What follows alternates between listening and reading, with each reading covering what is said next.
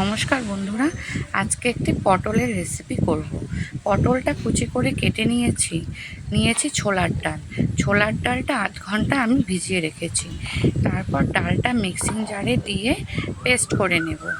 তারপরে সেই ডালের মধ্যে দিয়ে দেব পটল কুচিগুলো, দিয়ে দেব লবণ, আর দেব হলুদ, দিয়ে দেব লঙ্কার গুঁড়ো, সামান্য বেসন দিয়ে ভালো করে মেখে নেব।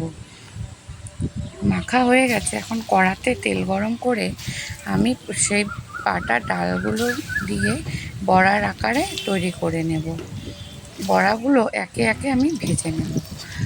বড়াগুলো উল্টে পাল্টে ভেজে নেব।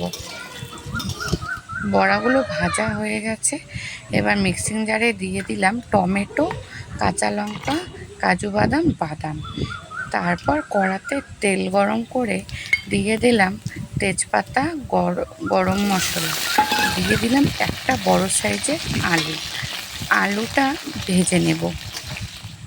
আলুটা ভাজার পরে দিয়ে দিয়েছি মশলাগুলো দিয়ে তার মধ্যে দিয়ে দিলাম লঙ্কার গুঁড়ো দিয়েছি অসামান্য, কারণ আমরা ঝাল বেশি খাই না।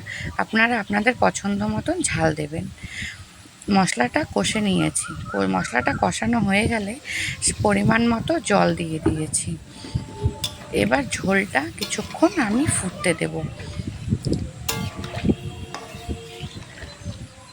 ঝোলটা ফুটে এলে দিয়ে দেব ভেজে রাখা বড়াগুলো ফুটে এলে দিয়ে দেব একটু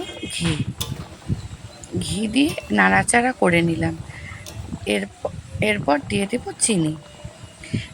আমার রেডি হয়ে গেল ছোলার ডাল পটলের কোপ্তা কালিয়া। আপনারাও বাড়িতে এভাবে বানিয়ে খেয়ে দেখবেন, ভালো লাগবে।